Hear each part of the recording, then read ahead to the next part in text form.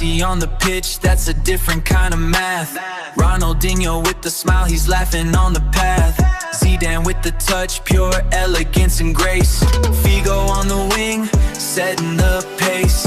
Neymar with the flair, leave them frozen in their place. These boys make the beautiful game look easy.